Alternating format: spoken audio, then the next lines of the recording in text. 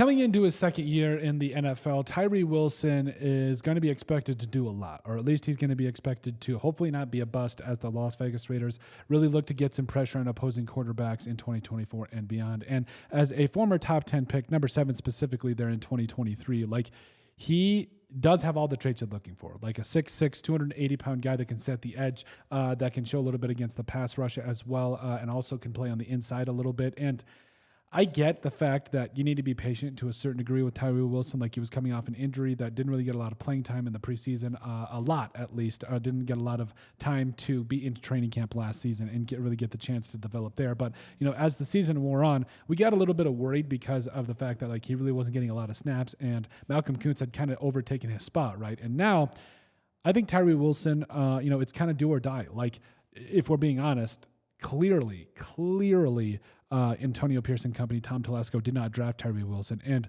I think that if things continue to go down the way that they're continuing to go down, he could be a guy that potentially loses his spot, especially when you consider the fact that Malcolm Kuntz came out and absolutely balled out last year. Janarius Robinson has looked really good as well. And so, the pressure is on Tyree Wilson. I think, just saw what he could be last year. There were sports, right? There was a couple of different things going on where we're like, okay, he's getting in the backfield, he's making some plays, but as a former top 10 pick, I think people are expecting a lot more from Tyree Wilson. 3.5 sacks last year, 29 total tackles. And like I said, there's just so much meat left on the bone for a guy like Tyree Wilson, where he's still kind of growing into his body. Maybe he develops into more of a faster defensive tackle and all that kind of stuff. But I think when it comes to Tyree Wilson, we need to see a lot more production. And I think that this season is really a do or die for him, because when you consider the fact that all these guys are stepping up, and the fact that Antonio Pierce doesn't care about your draft status, he just wants the best players on the field, could spell some trouble for Tyree Wilson. And I think that he's going to be expected to really step up